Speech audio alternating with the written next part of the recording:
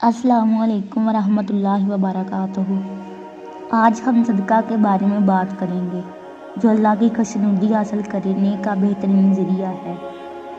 یہ عمل ہماری زندگی میں برکت لاتا ہے، مشکلات کو دور کرتا ہے اور آخرت میں کامیابی کا سبب بنتا ہے۔ ایک حدیث میں ہے، رسول صلی اللہ علیہ وآلہ وسلم نے فرمایا، صدقہ گناہوں کو ایسے مٹا دیتا ہے جیسے پانی آگ کو بجھا دیتی ہے۔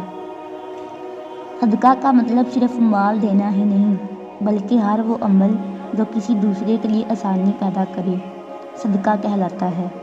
اس طرح صدقہ کے بے شمار فوائد بھی ہیں۔ نمبر 1، صدقہ ہمارے گناہوں کو مٹا دیتا ہے۔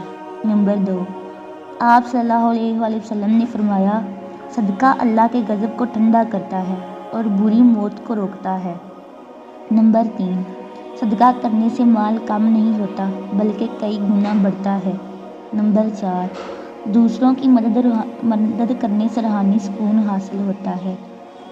اس طرح ہم صدقہ صرف مال کی شکل میں نہیں بلکہ بہت سے آسان طریقوں سے بھی کر سکتے ہیں۔ نمبر 1، کسی بھوکے کو کھانا کھلانا بھی صدقہ ہے۔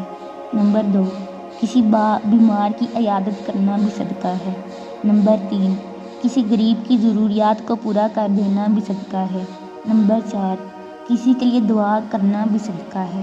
نمبر 5، کسی سے مسکرا کر بات کرنا بھی صدقہ ہے۔ نمبر 6، اگر کچھ بھی نہیں کر سکتے تو اچھی بات کرنا بھی صدقہ ہے۔ ہمیں روزانہ کی بنیاد پر یہ سوچنا چاہیے کہ آج ہم کس کی زندگی میں آسانی کیسے پیدا کر سکتے ہیں، چاہے وہ چھوٹی سی مدد کیوں نہ ہو۔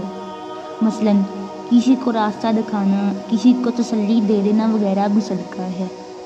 ہم سب کو چاہیے کہ روزانہ کسی نہ کسی کی مدد ضرور کریں۔ یہ مدد چھوٹی ہو یا بڑی، اللہ کے ہاں اس کا اجر ضرور ملے گا۔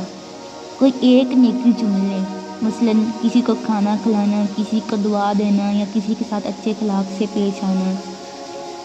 دعا ہے کہ اللہ ہمیں ان لوگوں میں شامل کرے جو اپنی زندگی میں دوسروں کے لیے آسانیاں پیدا کرتے ہیں۔ یا اللہ ہمیں صدقہ کرنے کی توفیق دے، آمین۔ اگر ویڈیو اچھی لگی ہو تو چینل کو سبسکرائب کر دیں اور ویڈیو کو لائک کر دیں، کمنٹ کر دیں۔ جزاک اللہ۔